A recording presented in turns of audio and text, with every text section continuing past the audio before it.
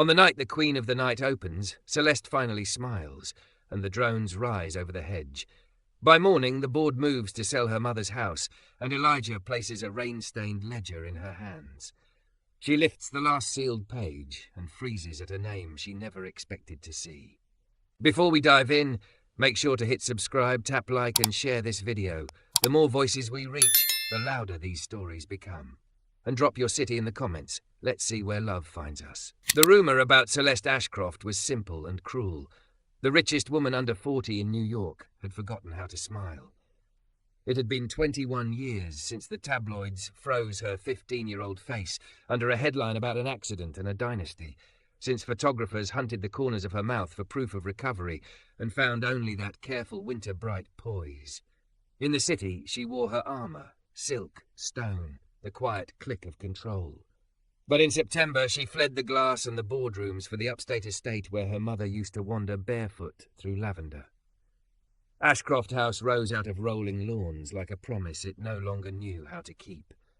The morning she noticed the singing, the sky was a soft grey lid and the grass still jewelled with dew. Celeste walked the gravel path along the south lawn, the hem of her camel trench whispering. She was tall, thick, all generous curves cut by discipline into a silhouette that made designers bow and whisper measurements. She could feel the old ache knitting around her ribs as she neared the rose terrace, memory tight as a dress she hadn't chosen. And then she heard it, a baritone, low and warm, threading through the hedges. Not words, just a melody, like a river that had decided it would rather be wind. It was not performed for anyone. It worked. It made the shears snip in time. It made the breath find its rhythm. It made the morning lean closer. Celeste stopped in the arch of boxwood and looked down over the terraced beds, the brick-retaining wall, the bursts of late-season roses. He stood with one boot on the lower rung of a wooden ladder, pruning the white climbers that framed the old pergola. Broad shoulders, easy stance, a navy work shirt rolled to the forearms. Brown skin lit by the pale sun as if the day liked him. He had a carefulness about him she recognized from surgeons, pilots, people who handled the fragile and dangerous without breaking. When he stepped back to examine his cut, he whistled a few bars, then hummed them, then let the melody sink back into his chest like a secret he'd told the air. She didn't speak at first. She watched how his hands moved, sure, patient, how he looked at the plant before he touched it. The estate manager had sent a file. Elijah Morrow, 36, experience in historic gardens and botanical conservatories, references that used words like stewardship and renewal. He had arrived 2 weeks ago. She had not intended to introduce herself. She liked people better on paper. Then he turned his head, saw her in the green shade, and the song broke off. "Good morning," he said from the ladder, neither surprised nor deferential. The baritone lived there in his voice too, unhurried. "Good morning," Celeste answered, and the winter in her tone softened the smallest degree. "You're Elijah. That's me." He climbed down, wiping his palms on a rag. Up close, she saw the steady dark eyes, the close-cropped hair, the faint lattice of old nicks across his fingers the way craftsmen carry their history. "Miss Ashcroft." "Celeste," she said, because names were currency and because he had given her his without flinch. "I was walking. Looked like it," he said, looking not at her but at the rose cane he'd just cut, considering whether the wound was clean enough. These climbers got sheared wrong a while back. They learned to grow around hurt in a bad shape. Takes a couple seasons to teach a plant it can trust the trellis again. She felt the oddest sensation, a current catching somewhere under her ribs, tugging. Plants can learn? They remember what you persist at. He glanced at her then, brief and direct. Same as us. That should have felt like a line. It didn't. The wind shifted and brought her the scent of the roses, cold and honeyed, and the scent of cut green. She realized her shoulders had dropped. Her breath had lengthened into something kinder. The melody he'd been humming still threaded the morning in echo. It tugged at a door inside her she had nailed shut as a girl and papered over with achievement. "What were you humming?" she asked, and hated how quickly her voice went small around it. He tilted his head, listening to something only he could hear. "Old work song, bits my grandmother used to hum when her hands were moving. She said it made the heavy things not argue." His mouth eased, not quite a smile, more a warmth that began behind the eyes. "I change it, though, fit it to the day, to the job." It sounded. She stopped. Her throat had gone thick. It sounded like her mother's laughter across summer.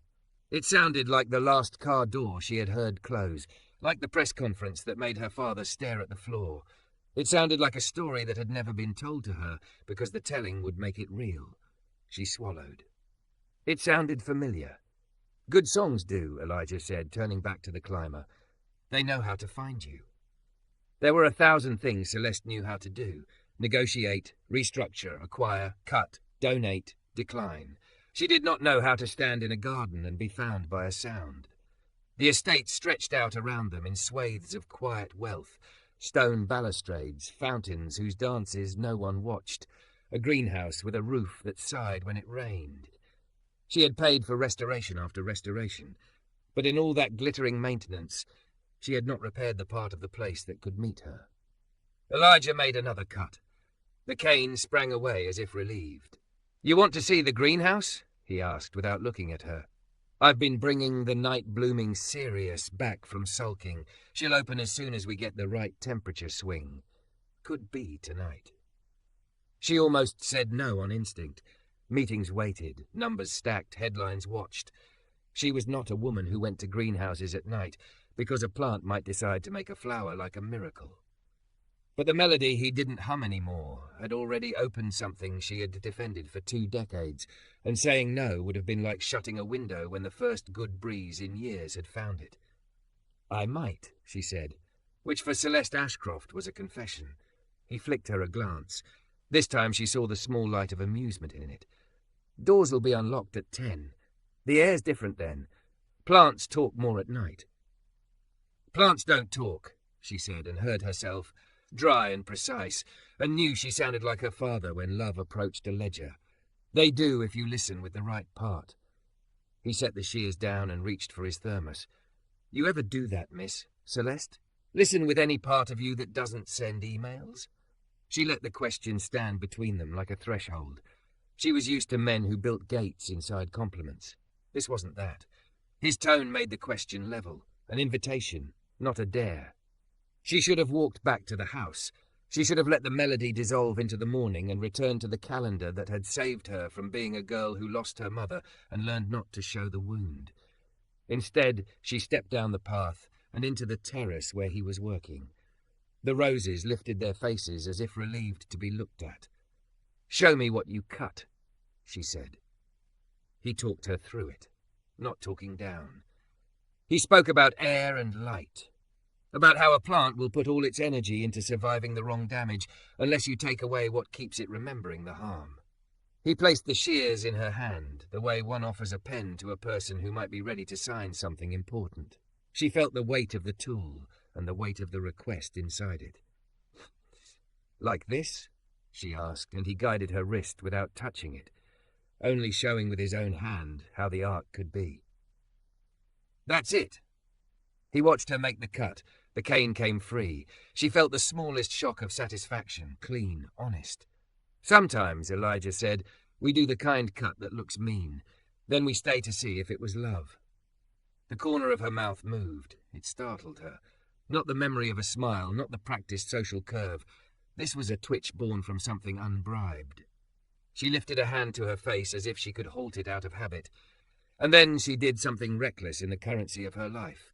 She let it happen. It was not wide. It was not for anyone. It arrived like light under a door, like water finding an old channel.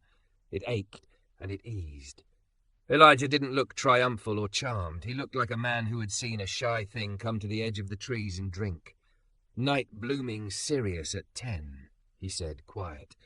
"She takes her time, but when she opens, everybody remembers why they waited." Celeste nodded because words were briefly impossible. She kept the shears. She made another cut. She stayed until her phone buzzed a litany of obligations and the clouds thinned toward blue. On the walk back to the house, she noticed the gravel's music under her heels. She noticed a flight of swallows stitching the air. She noticed that she had been holding her breath for years without calling it by its name. Inside, the portraits watched her pass, ancestors draped in oil and certainty. Her reflection in the hallway mirror looked like a woman about to do something that would not fit cleanly in a press release.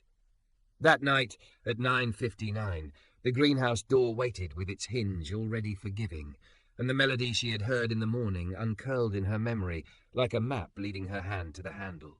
The greenhouse had always felt like a rumour to her, talked about in warm voices, visited by other people's feet.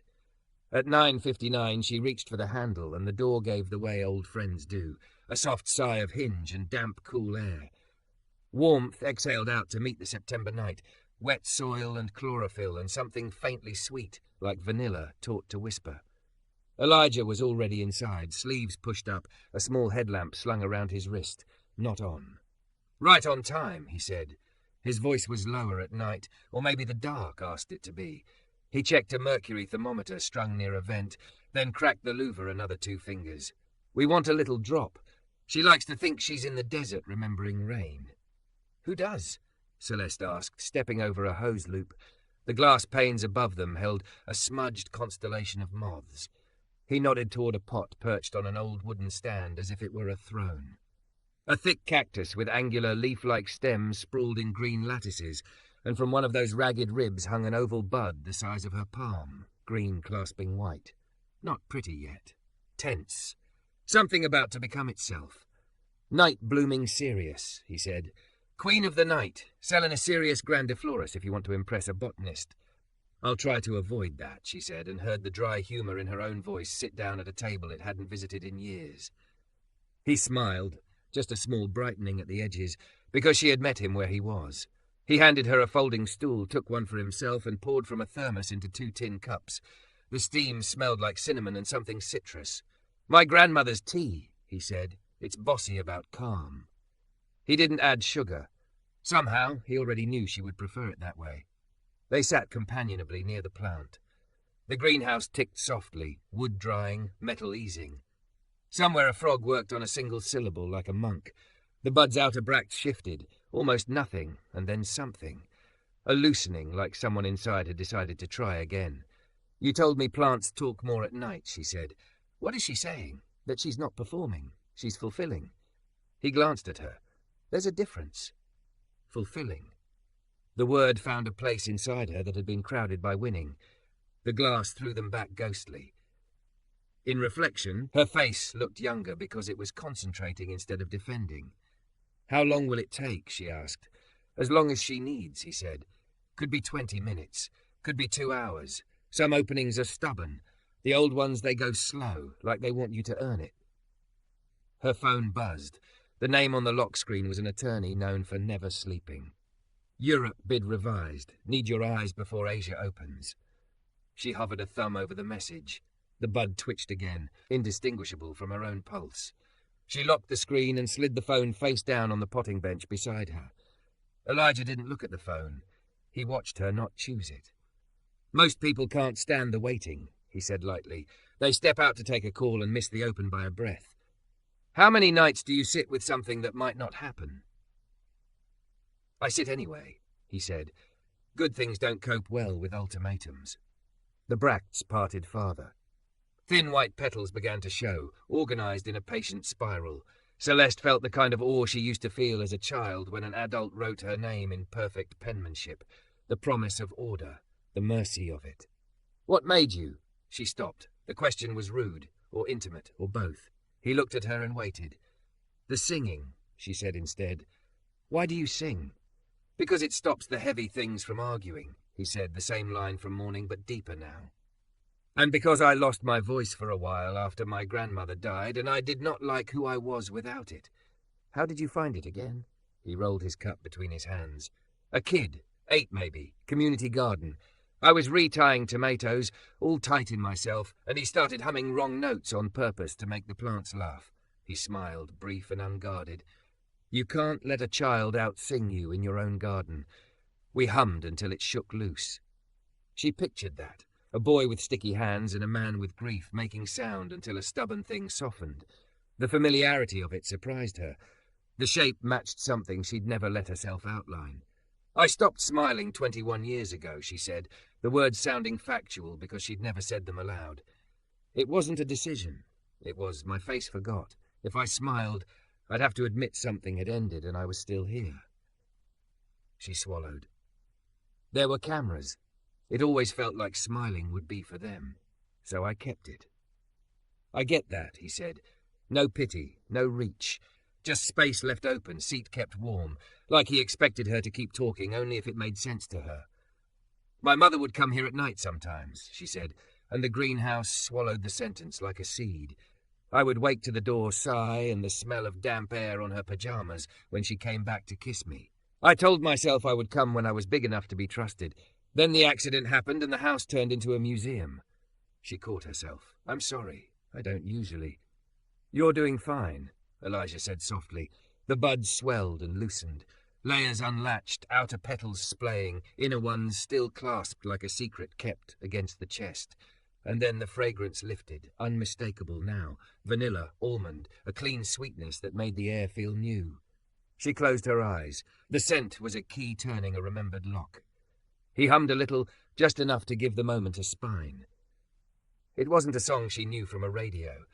It belonged to hands and work and someone's kitchen, where grief had to share space with boiling rice. She breathed with it. 4 in, 6 out, the way she had once learned from a coach, from a therapist, from herself. The flower opened more, the long inner filaments pushing upward like pale fireworks held still by reverence.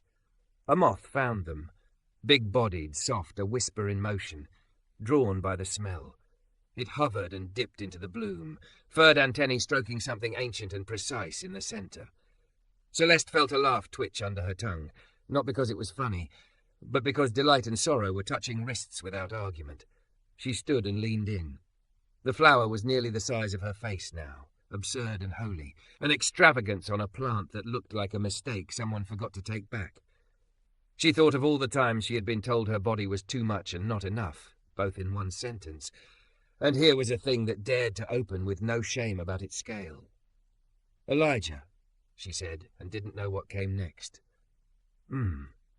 Heads up, she said, because her eyes had blurred and she needed a practical instruction to keep from dissolving. He laughed softly, then fell quiet, giving the flower the room everyone deserved when changing. On the bench beside her phone sat a line of old aluminum plant tags, tarnished to a gentle pewter, some stamped, some scribbled. She touched one and it rocked, revealing a hidden second tag tucked beneath, wired to the bench slat itself. The handwriting on it was quick and looping, a style her hand remembered before her mind did. Celia A., it said in blue ballpoint. Underneath, for Cece, when the Queen opens, smile. It's aloud. The words moved through her like a weather front. For a second she felt 16, then 33, then the age she was, all circular, all at once. Cece. Nobody called her that anymore. The greenhouse sharpened. The flower seemed to glow. Something in her let go that had not let go since it clenched. She made a sound, half laugh, half sob, and covered her mouth with her fingers because instinct still ran the old script. Then she lowered her hand. She let the muscles around her mouth do what they had been trying to do against orders for 2 decades. It started small, as in the garden. It widened because her mother had said it was allowed. Her cheeks ached and welcomed the ache. Her eyes leaked in a way that cleaned rather than embarrassed. Elijah didn't say, "I told you so," didn't say anything that would make this about him. He looked briefly at the tag, then at her. His face softened like soil after rain. She knew her timing, he said. She always did, Celeste said, and her voice had the tone it used to have when she was safe. She lifted the tag and cradled it in her palm like it could bruise. I never came at night. I never gave her a chance to be right. You did tonight. She nodded. Outside, something brushed the glass, just a branch in the wind, and the panes shivered with a sound like delicate applause. The moth worked, solemn and joyful, powdering itself with purpose. What does it cost to restore a house's voice? She asked, thumb stroking the tag's dented edge. Less than starving it, he said. More than pretending. Mostly it costs showing up. Can you help me?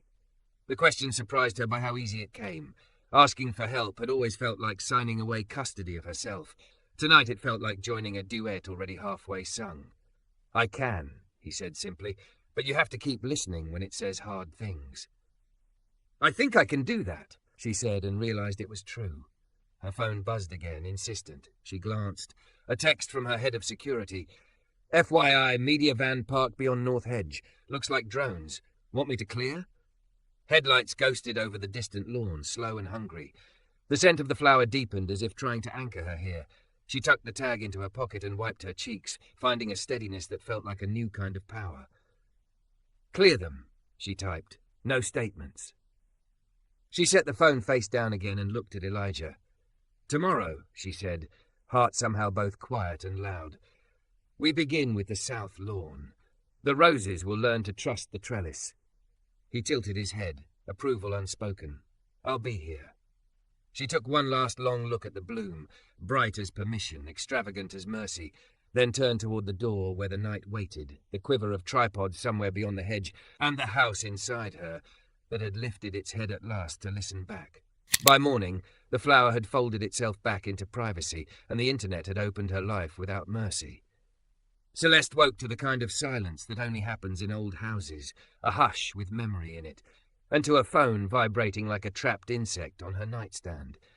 She ignored the first calls, skimmed the headlines that read like accusations disguised as curiosity.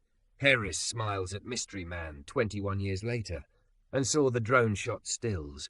The greenhouse haloed with light, her profile turned toward a bloom, Elijah a steady silhouette a step behind. Her cheeks remembered the ache of smiling and refused to apologize for it. She texted security, keep the North Hedge clear. No trespass, no statements. Then she dressed for work that had nothing to do with a boardroom. Soft jeans, a white blouse, a camel sweater, boots made for standing. He was at the south lawn before she was, a tarp rolled out with a neat grid of tools like a language he could speak without thinking. Pruners, loppers, a whetstone that caught the pale sun, spools of jute twine. The roses glowed in their damage, heavy-headed, wild-armed, all that beauty trying too hard. He looked up when her boots clicked against the stone. His face said welcome without pretending anything was normal. Morning, he said, voice warm like fresh bread. We'll start where the trouble is honest. Isn't all trouble honest, she said, crouching to test the mulch with her fingers. It smelled of rain that hadn't fallen yet. The kind you can name is, he said. The kind that wears a tux only tells you later what it wants. She laughed, surprised to hear it come easily in daylight. A shout carried from beyond the hedge. Celeste! Over here! One smile! And another voice tripped over the name Elijah like it was already a scandal. She didn't turn. He didn't either. They spoke upright, but their bodies angled toward the work, as if the plants could pull them into a saner conversation. He showed her the canes that had crossed and rasped themselves raw, the limbs throwing their weight in the wrong directions because of one bad cut years back. We'll take the dead, the diseased, the damaged, and the ones that make this a tangle instead of a climb. Keep the old wood that's still true. Teach the young ones where to lean. He handed her the pruners. You cut, I'll catch. She found the rhythm faster this time. Look, breathe. Cut just above the bud that faced the way the plant ought to go. Her shoulders dropped. Her breath remembered the long, steady counts. He hummed under his breath, barely there, a scaffold of sound for a morning feeling watched by people who loved nothing. When her hand shook, because a shout from the hedge mentioned her mother by name, his humming widened a note and she steadied like a picture hung back on its proper nail. You knew my mother's handwriting, she said at one point, surprising herself with the sentence. He didn't ask how. I knew that style, he said. Women who write like they're late to a joy. She left a tag for me, Celeste said, cutting clean, telling me to smile when the Queen opened. It only took me 2 decades to obey. He glanced at her, respect in it. Good orders don't expire. A drone whirred over the hedge and skirted indecently low. Security moved to block the operator. The drone jittered, corrected, then dipped toward the pergola where Elijah had been working the day before. Celeste felt anger rise. Old, red, not the crisp, cold anger she used on lawyers, but the kind that protects. She reached up to bat the buzzing thing away without thinking, misjudged, and the pruner's tip glanced her palm. The sting was immediate and bright. Ah! She pulled her hand back, blood welled neat and astonished. Elijah's hands were on her wrist in the next breath, steady, the work rag pressed clean. Easy, he said, his voice moving from warmth to anchor. 4 in, 6 out. Let the heavy thing not argue. She breathed with him, 4-6, and the sting softened enough that she could think. He wrapped the hand with gauze pulled from a pocket kit. His fingertips were sure and gentle. His eyes came up for permission before tightening the knot. The intimacy was practical, human, exactly as much as the moment required, and no more. She had lived too long in a world where everything was a transaction or a test. This was neither. "You okay?" he asked. "I am," she said, and was astonished to find it true. She lifted her chin toward the hedge while he finished the bandage. "Push them back another 20 feet. She called to security. "Or I call the sheriff. This is a home, not a zoo." The team moved. The drone retreated, sulking. Her phone rang with a name she had put last night on Do Not Disturb. Harold Kane, interim board chair, his voice forever 2 degrees warmer for reporters than for employees. She took the call, because not taking it would cost more later. "Celeste," Harold said, "we're concerned about optics. I'm seeing images of you with a groundsman. There are questions about propriety, privacy, brand alignment. We've scheduled an emergency board session for 4 p.m. "What's the agenda?" she asked, stripping her voice down to the clean bone. "A motion to suspend the Ashcroft House Foundation budget pending review and consider liquidating the estate. It's become a liability. It landed the way a dull axe does, blunt, wide, but if you don't step soon, you bleed more than you think." She looked at Elijah, who was checking the pergola's crossbeam for rot, unaware of this strike or aware and refusing to configure his life around it. She felt fury bloom with something better braided through it. Clarity. "Harold," she said evenly, "we're a company that promises renewal to the world while strip-mining our own roots. That sale will not pass. If it gets to a vote, you will lose." "I have the votes," he said, too quick. "You had them when my hands were tied to performance," she said, and heard the unfamiliar, steady steel in her own voice. "I cut the ribbon on the new Singapore Tower last year and cried in a locked bathroom because I couldn't smell a single living thing on the 50th floor. I'm done paying for sterile victories. If you force this, I bring our hypocrisy to the press you're trying to court." He went quiet. Then, "We'll discuss at 4. "We will," she said, and hung up. Her heart pounded but did not skitter. Elijah looked over, reading her face like weather. "Storm coming?" he asked. "More than one," she said. The sky confirmed it an hour later. Clouds shouldered in from the west, bruised with rain. The breeze turned argumentative. They had stripped the worst tangles from the climbers, but the pergola itself complained. An old crack widening in the main post, a softness in the base masked too long by paint. Elijah knelt, pressed his thumb into the wood and frowned. "She's been sick a while. That gust will take her if we don't brace."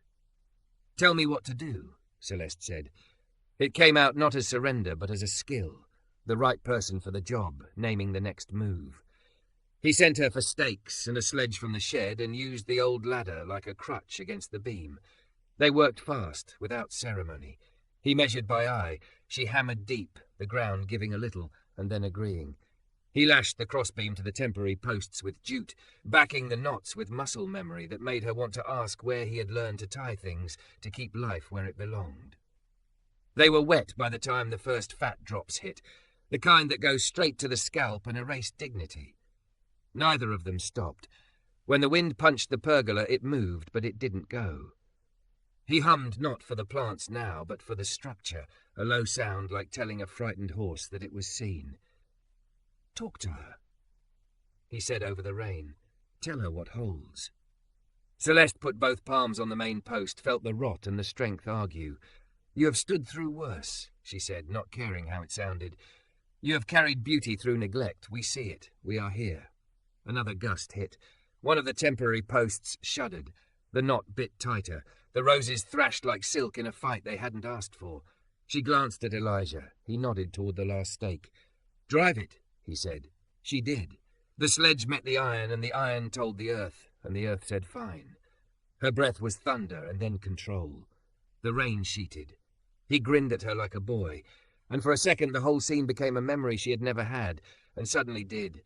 Work in weather, bodies being useful not for photos, but for saving what was worth keeping. Lightning stitched a pale seam beyond the trees. Thunder answered like old furniture moved upstairs. The pergola groaned, the main post giving a long, low complaint, that ended in a sound no gardener likes, a crack from somewhere honest and hidden. Elijah's head snapped up. "Move," he said, voice cutting through the rain like a bell, and they both stepped in closer at once, hands on the beam as the wood decided what kind of breaking it was going to do. They felt it before they saw it, a shiver through the wood like breath between teeth. Elijah shifted his grip and Celeste mirrored him, palms braced, shoulder to shoulder beneath the beam as if their bodies could argue the pergola back into wholeness. The crack ran, paused. Rain battered, then hesitated. "Hold," he said. "I am," she answered, and meant more than the beam. He slid the ladder in, wedged it under the crosspiece. "On 3 we lift. I'll slide the brace." She nodded, drenched hair on her cheek, the gauze on her palm gone the pale pink of stubborn courage. He counted low, 1, 2, 3, and they took the weight. The joint aligned by a heart's width. Elijah drove the stake, cinched the rope, and the structure settled as if grateful to be believed. They stayed a beat, breathing. The storm shouldered past toward the orchard. The roses shook and got back to being roses. "She'll stand till we rebuild," he said. "You held," she said. "We held," he corrected. Something in her steadied around that plural. She had spent years going alone. Under weather with a man of seasons, she discovered the strength of together. He checked her bandage, thumbs warm and professional. "You'll have a crescent scar," he said. "Good reminder." "Of what?" "That you were brave when it was messy." They covered tools and tied tarps. Elijah hummed until the lawn exhaled. Beyond the hedge, engines faded. Security had moved the van. Her phone ticked a reminder. 3:15. Car to city. 4. Board session. "Will you be here when I get back?" she asked. "I'll be here," he said. "I'll start a list. What we save, what we let go, what we teach to trust again." In the mudroom she laughed at the streak of soil on her cheek and didn't wipe it. She showered quick, pulled on a dark sheath and camel coat, then skipped the jewelled clasp that always felt like armour. The tarnished plant tag went into her clutch like a passport. On the drive she watched the river run metallic under a low sky. Her inbox stacked, reporters, trustees, a magazine asking for the gardener. She typed to comms, no comment, and to legal, pull the founding documents for the house. Ashcroft Tower received her with its marble hush. Harold Kane waited in the conference room, silver tie and calibrated smile. Trustees, lawyers, 2 directors who had once called her kiddo, and wouldn't anymore. "Celeste," Harold said, rising a fraction, "thanks for indulging the urgency." "I share it," she said, taking the head seat without apology. Her bandage showed when she placed the clutch. Let them see the work. Let them imagine the weather. Slides, headlines, drone stills, a graph posing as threat. "Brand risk," Harold said. "Privacy liability. Donor fatigue. We propose suspending the house budget and commencing a sale process. We'll frame it as a gracious pivot to urban initiatives." "And the gardens?" she asked. "The greenhouse partnerships, the apprenticeships we were prototyping?" "Collateral benefits." Celeste set the little metal tag on the mahogany. It made a small, honest sound. "My mother wrote this," she said. "Facetious. When the Queen opens, smile. It's allowed. Last night the flower opened. I did. The house was founded to be lived in, not embalmed." "With respect," Harold said. "Sentiment doesn't meet fiduciary duty." She met the eyes that used to call her kiddo. "Do you remember the prospectus? A home where craft, ecology, and community meet, where stewardship is taught by doing." We drifted into curated sterility. I'm correcting course. "We've had security breaches," a trustee said. "I'm addressing them. But our answer to trespass cannot be to sell our own roots. We reclaim intent or admit we're just a bank with paintings." Silence. Harold folded his hands. "The motion stands, all in favour."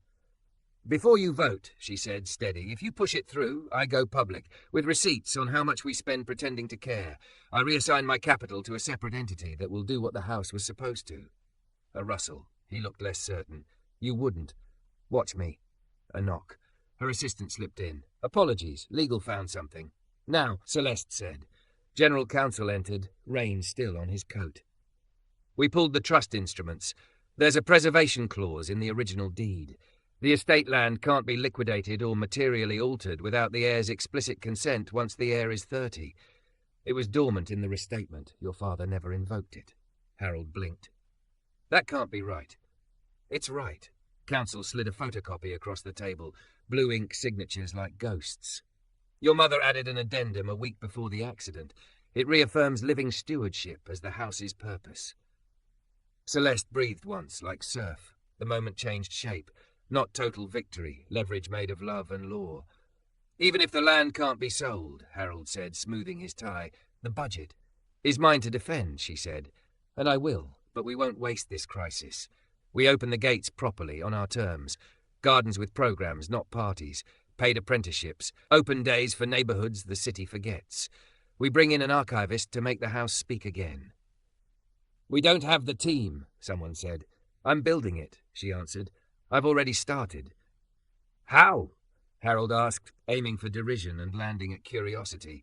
With a gardener who teaches broken things to trust the trellis, she said, letting the words sit where everyone could consider their splintering.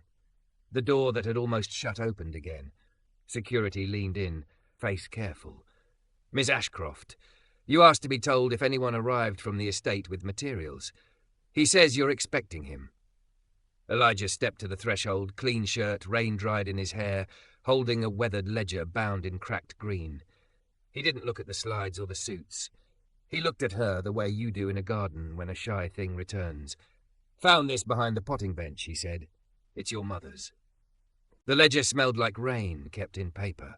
Elijah held it like a thing that could bruise, and for a beat the boardroom forgot its screens. Celeste reached across the table and set her palm to the cover, the old green cloth frayed to velvet. He let it go. She opened to a page stamped with soil moons. Her mother's hand moved in quick, looping script, lists of cuttings, notes about birdsong at dawn, sketches of beds like music bars. Between Latin names and watering schedules, there were margins full of people. Saturday, youth group from Seven Oaks. Let them plant what they name. Ruth Morrow says hum low when you stake cucumbers. They argue less. For Cece, your smile belongs to you. Celeste's throat closed and then opened enough for air. She glanced at Elijah. Ruth Morrow, he said quietly. My grandmother. The room shifted. A trustee who had gone grey under good lighting leaned toward the ledger. I remember her. She ran the potting table at the spring fair. We all called her Ma'am when we were 30. Harold's smile faltered. He looked at the pages like they were an inconvenient artifact. It's a lovely history, he said. But it's an operating manual, Celeste said, her voice low and even. She turned more pages. Receipts clipped with rusty paper clips. An unfinished proposal for paid apprenticeships in partnership with the community centre. Draft letters inviting neighbours to walk the grounds on Sundays after church. A Polaroid tucked near the back. Her mother and a woman with kind eyes, Ruth laughing over a potting bench, 2 kids in the background smudged with dirt and pride. One of those kids had Elijah's brow. General Counsel cleared his throat. The addendum cites a specific purpose, to maintain Ashcroft House as a site of living stewardship, accessible and instructive, with preference for programs that include marginalised communities. That language is difficult to square with liquidation. Harold smoothed his tie beyond straight. Even so, governance. Let's govern, Celeste said. She lifted her chin, felt the bandage tug. We adopt what my mother began. We establish the Celia Ashcroft Fellowships in Living Stewardship, 10 paid positions a year, in partnership with Seven Oaks and the Botanic Conservatory. We restore the physical structures we let rot. We open the grounds on our terms, guided, insured, staffed. We measure outcomes by how many hands learn to hold life without harm, not how many galas we stage. And who, Harold asked, runs this pastoral revolution? Celeste looked to Elijah, whose silence felt like gravity. He had not tried to step into the centre of the room. He had brought what mattered and stood aside. She would not make him reach. Elijah Morrow, she said, Director of Grounds and Community Stewardship. She didn't ask with her eyes. She offered with her whole mouth. He met the offer the way one meets a tool that fits, not with surprise, but with acceptance shaped by work. Accepted, he said simply. Harold exhaled something like a laugh. We don't hire on sentiment. We're not, Celeste said. We're hiring on lineage, skill and outcome. She tapped the ledger.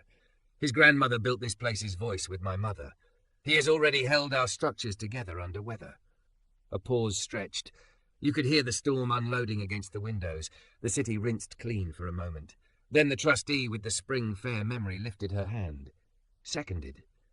Votes moved like birds, deciding one after another, and landed where she needed them. Harold, outmanoeuvred by old ink and new courage, voted aye with a lawyer's face.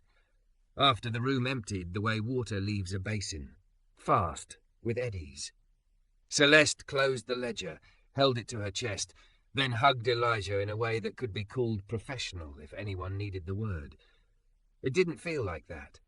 It felt like handing a weight to someone willing to carry it with you. They worked. Days fell into a rhythm that made sense to Bone. The pergola came down under watchful hands and rose again with heartwood scavenged from a barn scheduled for demolition. Elijah taught with his sleeves pushed up, tying knots that held because they were honest. Celeste learned the names of the men on the maintenance crew who had been told for years to make things look expensive. She asked them what would make things live longer instead. She signed invoices, then picked up a rake. She met kids from Seven Oaks who held cuttings like newborns and went home with soil under their nails and a new way to count time. At night, she read the ledger in bed. There were letters tucked between pages she had missed at first, one addressed, "For when the Queen opens and you're too stubborn to sleep." Her mother's voice stood up from the paper, wry and steady. "You will be told to harden. It's a lie. Hardened things break clean. Supple things survive. Find people who sing when they work and build with them." Celeste pressed the page to her face and found that what came out of her wasn't the old flood, but a clear, warm rain. Security rewrote protocols. Drones were kept off the hedges by law instead of request. Press access was exchanged for community access. The first Sunday they opened, a line formed at the gate before noon. Neighbours with strollers, teenagers with cameras, elders in their church shoes. Celeste stood at the entrance with a stack of maps drawn by hand. Elijah moved ahead of the crowd, humming to keep the lines from arguing. Children pressed faces to glass, fogging the greenhouse in delighted circles. Ruth Morrow's work song braided through the noise, sung now by voices she would have approved. The pergola, rebuilt and still smelling faintly of cut wood, wore a small brass plate at eye height. "Trust the trellis, 2025. The roses had been cut hard and were already improbably leaning into the lesson. Harold came with his wife and pretended he had always liked plants. He stood under the inscription and cleared his throat to say something about philanthropy. Celeste let him. Then she knelt beside a girl who had lost a front tooth and showed her how to thumb a seed into soil to the first knuckle. The girl looked at her dirt-smeared finger like it had just been granted jurisdiction over patient miracles. Later, as the sun dropped and the last families drifted away with paper-wrapped cuttings and tired goodbyes, Celeste and Elijah walked the greenhouse aisles in a hush that had nothing to do with the press and everything to do with breath. A bud hung swollen on the Cereus, green reconsidering white. "How many nights will you sit with something that might not happen?" he asked. Same question, new day. "As many as it takes," she said. She put her mother's tag back on the bench, then added another beneath it in her own hand. "For the one who waits tonight, smile. It's allowed." They didn't fill the quiet with confessions. They didn't need to. He poured tea that was bossy about calm. She watched his hands and saw competence as beautiful as any face. When he hummed, she heard not a charm but a practice, a decision to keep the air steady enough for delicate things to trust themselves open. "Do you want this to be only work?" she asked, not coy, not reckless, just true. He took a breath and set the cup down. "I want it to be work that makes room for the rest," he said. His eyes didn't flinch. "I'm not a man who wants a life lived in the margins of someone else's calendar. I'm not a woman who wants to be a calendar," she said. The smile came easy now, not because anyone asked for it, but because it fit her face. "Stay and see what we build." "I'm here," he said. They didn't kiss, not yet. They stood shoulder to shoulder, the way they had under weather, and looked at the bud as it loosened its green clasp. The first petals parted, white arranging itself around a bright, intricate centre like a heart that finally stopped resisting its own design. A moth found them again, patient and certain as evening. The scent came, vanilla, almond, permission. It reached into her and touched the youngest part, the one who had waited behind glass for years. Outside, the repaired pergola made a small sound as the night cooled, wood settling the way a body does after being believed. Somewhere farther off, a car turned onto the lane and then thought better of continuing. The house held its new quiet, full instead of empty. On the south lawn, the roses lay their weight where it was meant to go. Elijah's hum turned softer, more a breath than a note.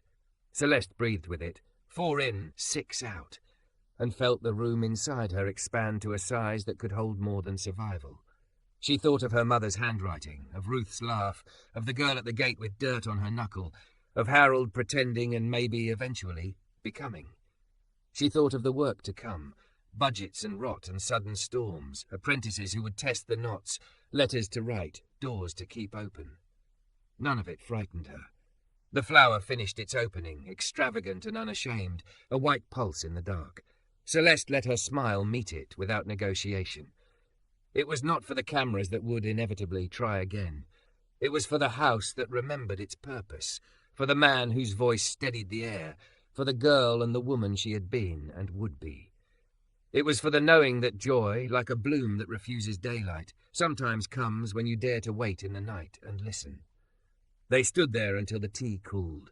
Then they began, quietly, to plan the morning.